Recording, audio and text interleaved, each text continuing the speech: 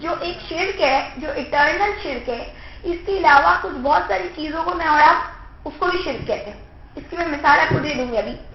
سب سے پہلے تو جب ہم دیکھتے ہیں 18 کی 112 سورہ کہف کی 112 آیت ہے، جس کے اندر یہ بیان کیا گیا ہے قل انما انا بشر مثلکم، کہہ دو کہ میں بشر ہوں تم جیسا. اور وہی کی جاتی ہے میری طرف یوحی الیہ انما الہکم الہ واحد، کہ تم سب کے کا الہ جو ہے وہ الہ واحد ہے، اس کے علاوہ کوئی الہ نہیں ہے. اینڈنگ ہے اس آیت کی ولا یشرک بعبادت ربہ احدا، تو جو فمن کان یرجو لقاء ربہ، جو اپنے رب کی ملاقات پر یقین رکھتا ہے تو اسے کیا چاہیے فلیعمل عملا صالحا، اسے چاہیے کہ وہ نیک کام کرے. ولا یشرک بعبادت ربہ احدا، اور شریک نہ کرے وہ عبادت رب میں کسی کو، عبادت اس رب کی بندگی میں کسی کو شرک نہ کرے. تو بندگی کیا ہے؟ عبادت. قرآن میں دعا کے بھی نہیں کہ وہ عبادت جو ہے وہ کس سینس میں آ رہے؟ بندگی، بندہ بننے، یعنی اللہ کے آرڈرز کے علاوہ کسی کے آرڈرز کو فالو نہیں کیا جائے گا. لیکن اگر ہم یہاں پہ اس چیز کو یوں ہی رکھتے ہیں کہ اللہ کی بندگی میں، اللہ کو پکارنے میں نماز وغیرہ جو بندگی کا جو اظہار ہے، اس کے اندر کسی کو شریک نہیں کیا جا سکتا. دعا میں پیورٹی کے ساتھ، توحید کے ساتھ صرف اللہ ہی کا نام ہونا چاہیے، کسی کا آگے پیچھے کوئی نام یا کوئی چیز نہیں ہونی چاہیے. تو یہ کیا ہوگا؟ اللہ کی عبادت میں کسی کے ساتھ شرک نہیں کیا جائے، نہیں ہو رہا. اور جیسا کہ اللہ فرماتے ہیں کہ وَأَنَّ الْمَسَاجِدَ لِلَّهِ، مساجد تو اللہ کے لیے. فَلَا تَدْعُوا مَعَ اللَّهِ أَحَدًا، مت پکارنا اللہ کے ساتھ کسی ایک کو. لیکن ہمارے ہاں تو اندر مساجد میں بھی لکھی ہوئی ہوتی چیزیں، یہاں ایک طرف اللہ ہوتا ہے اور دوسری طرف کچھ اور. تو اللہ کے ساتھ تو پکارنے کی اجازت ہی نہیں ہے نا. صحیح. یہ تمام چیزیں بھی کیا ہے؟ یہ شرک ہے. اچھا، اب آپ دیکھتے ہیں جبکہ سورہ 7 آراف ہے اور اس کی 33 ورس ہے، جس میں اللہ فرماتے ہیں کہ اللہ نے نبی سے فرمایا کہ آپ کہہ دیجئے کہ میرے رب نے فواحش کو حرام کیا ہے، چاہے وہ ظاہر ہو چاہے وہ باطن ہو، اور گناہ زیادتی کے کاموں کو اللہ نے حرام کیا ہے. اور کہتے اور اس بات کو اللہ نے حرام کیا ان تشرکوا باللہ، کہ تم شریک کرو اللہ کے ساتھ ما لم ينزل به سلطان، جس کی اللہ نے کوئی دلیل کوئی سند نہیں اتاری. جو بغیر دلیل کی باتیں ہوتی ہیں نا، اس کو جب ہم اللہ سے ریلیٹ کرتے ہیں تو وہ شرک ہے. ان تشرکوا باللہ ما لم ينزل به سلطان، یعنی ایک چیز میں کہہ رہی ہوں کہ اللہ نے اس چیز کو حرام کیا ہے یا ممنوع کیا ہے، اور آپ اسے جب دلیل مانگتی ہیں کہ قرآن سے بتائیے، تو میرے پاس وہ دلیل نہیں. تو میں نے کیا کیا؟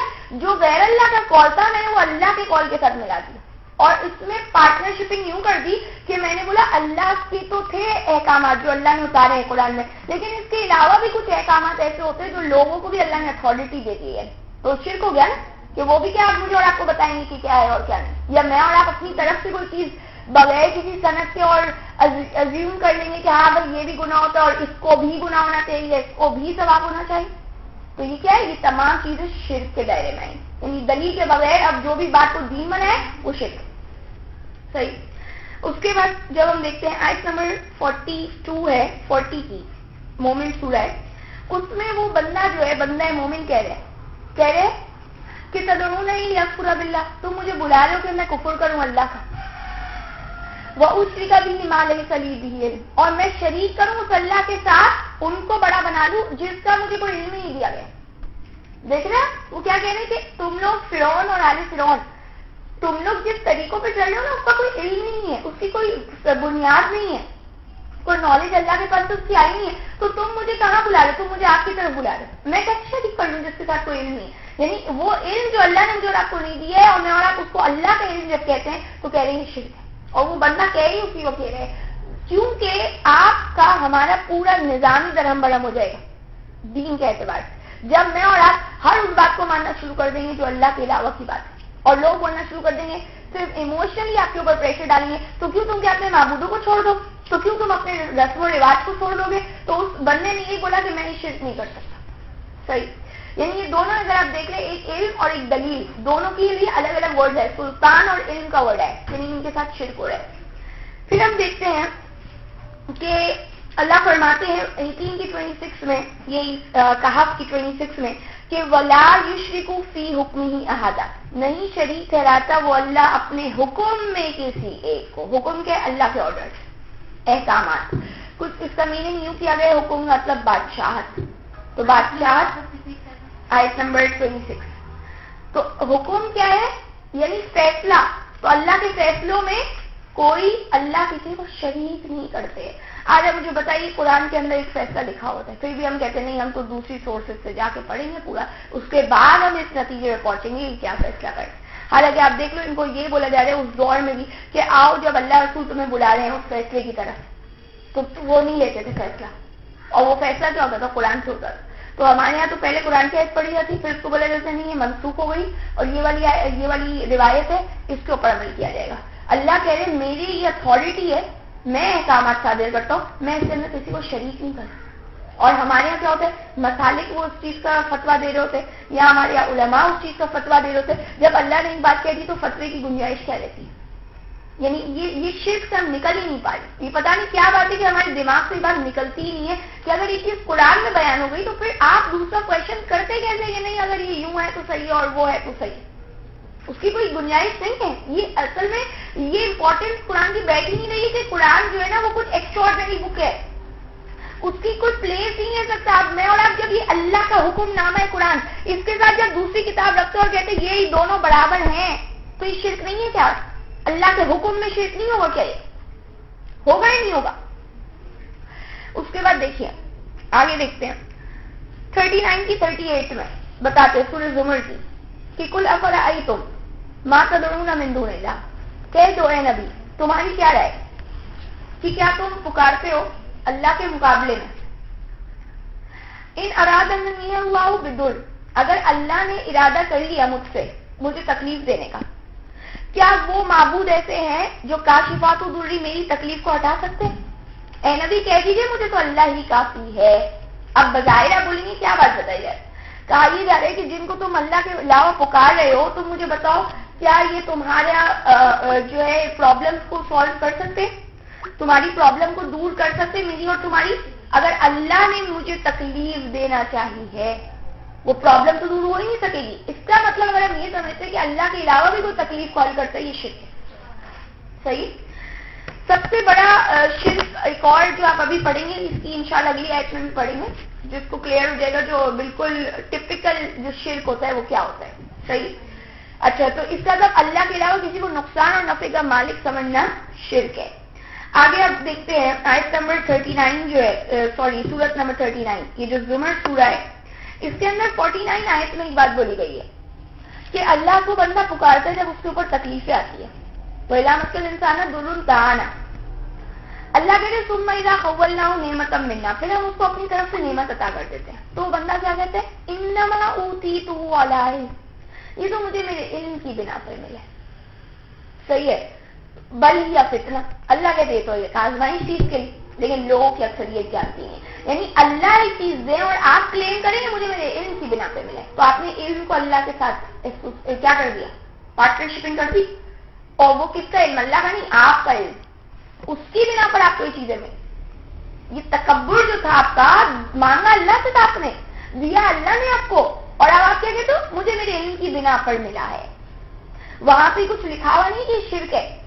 آپ اور سمجھتے ہیں اس بات کو کہ اللہ کی جو پاورز ہیں اور جو اللہ تعالیٰ کرتے ہیں, میں اور آپ نے وہ اپنے آپ کو دے دی سیٹ کہ ہم نے یہ کیا ہے. سارا کریڈٹ, یہ جو تصور ہے نا الحمدللہ رب العالمین کا, یہ پورا ڈیمیج ہو جاتا ہے وہاں پہ کہ سب خوبیاں تو اللہ کی, ساری بڑائی تو اللہ کے.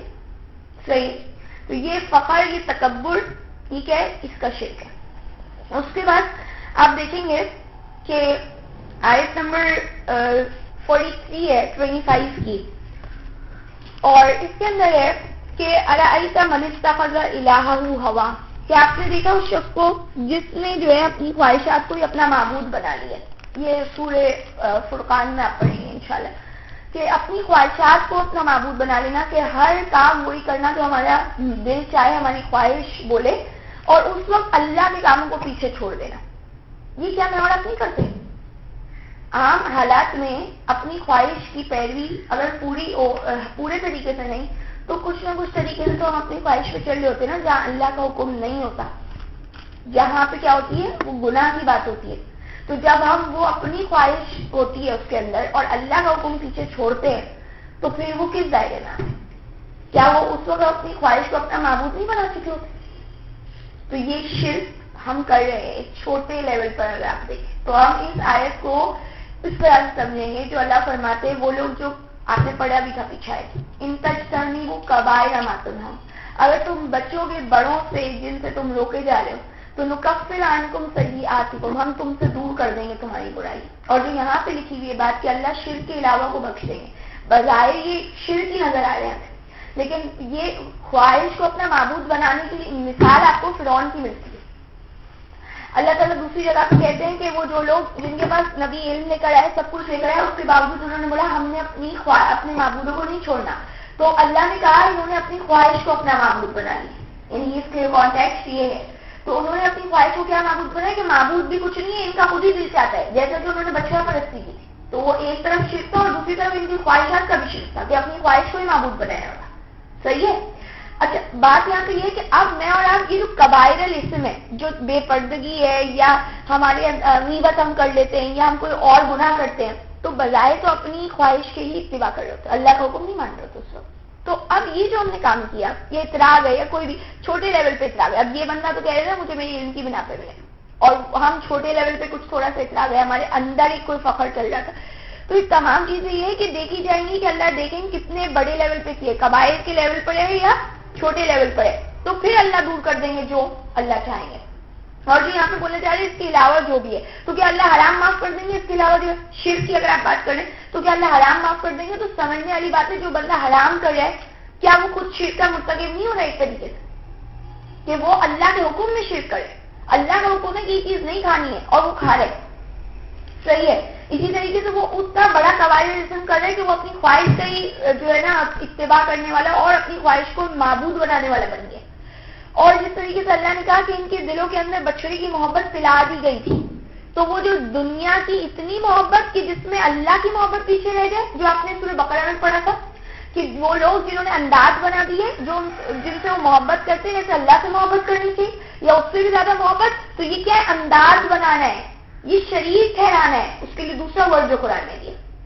صحیح ہے. تو تمام چیزیں شرک ہے. میں اور آپ تو پھر بچے ہوئے نہیں ہیں اگر اس طریقے سے ہم اپنا انالیسس کریں تو ہم اللہ سے یہ جو ہے وہ ایک امید رکھتے ہیں کہ اللہ ہمیں معاف کر دیں گے جو اس کے علاوہ میں ہے کہ اگر ہم قبائل اسم کے اس دائرے میں آتے ہیں مطلب اسم کے دائرے میں اگر ہم آتے ہیں. لیکن اگر ہمارا تھوڑا سا چھوٹے لیول کا گناہ ہے یا اگر ہم نے کوئی کبائر کر بھی لیا تو جو اللہ کے بندوں کی کوالٹی آپ نے پڑھی سورہ آل عمران کے اندر کہ بتایا گیا کہ وہ لوگ جن سے فعلوا فاحش ہو جاتی ہے، گھٹیا کام ہو جاتا ہے، یہ اپنے اوپر ظلم کرتے ہیں لیکن وہ اللہ کو یاد کر لیتے ہیں اور اپنے گناہوں کی بخشش مانگتے ہیں اور اس کے اوپر ہمیشہ قائم نہیں رہتے. تو اللہ کہتے کہ کون ہے گناہوں کو بخشنے والا سوائے اللہ کے. پڑھ چکے ہیں آپ یہ بات سورہ آل عمران میں. صحیح. چوتھے پارے میں آپ نے بات پڑھی تھی محسنین کی جو صفات تھی اس کے اندر. تو یہ کہ ہم اس کو اس طرح سے سمجھتے ہیں لیکن دیکھیں سب کو ڈرنا تو چاہیے کہ ہم کہیں مشرک تو نہیں ہو رہے اللہ کے آگے. اچھا اس کے علاوہ دیکھیں یہ ایک بہت بریف ٹاپک ہے لیکن میں آپ کو پھر بھی تھوڑے سے اور اس کے ریفرنسز بتاؤں کہ یہ ٹائپس آپ گن لیں، آپ کچھ 10-11 طریقے کے شرک یہاں پہ ان ریفرنسز سے دیکھ لیں گے. اس کے علاوہ ایک اور شرک ہے جو سورہ زمر میں آتا ہے آیت نمبر 3 ہے اس کی 39 کی، جس کے اندر اللہ نے بتایا کہ وہ لوگ جنہوں نے اللہ کے لیے اتخذوا من دون اللہ اولیاء بنا لیے. اللہ کہتے ہیں دین تو میرے لیے خالص، عبادت تو صرف میرے لیے ہوتی ہے. تم نے اولیاء بنائے، تم نے کوئی ولی بنا لیا اپنے اور تم کہتے ہو کہ ہم ان کی بندگی نہیں کرتے مگر ہم ان سے قریب ہونا چاہتے ہیں اللہ کی طرف قربت. تو اللہ کہتے ہیں میں فیصلہ کروں گا تمہارا قیامت سے. کیوں تم نے ان کو اچھا وہ کہتے ہیں ہم ان کی بندگی نہیں کرے اور اللہ بولے نہیں تم بندگی کرے. تم نے کیسے بولا کہ یہ اولیاء ہیں، یہ بڑے ہیں اور یہ ہمیں اللہ سے قریب کر دیں گے اس لیے ہم ذریعہ واسطہ وسیلہ اس سے تلاش کرتے ہیں. یہ تمام چیزیں کیا ہوگی؟ یہ شرک کے دائرے میں. اور کلیئرلی سورہ زمر تو بہت ہی زبردست بات بتا رہی ہے توحید کے حوالے سے. اگر آپ پڑھیں اس کو 39 سورہ اس کے تقریباً ہم نے 3 ریفرنسز ابھی لیے شرک کے حوالے سے. اس کے بعد آپ دیکھیں گے آیت نمبر 31 اور 32 جو 30 کی ہے 30 سورہ روم، اس کے اندر بولا گیا وَلَا تَكُونُوا مِنَ الْمُشْرِكِينَ، مشرکوں میں سے مت ہو، مِنَ الَّذِينَ فَرَّقُوا دِينَهُمْ وَكَانُوا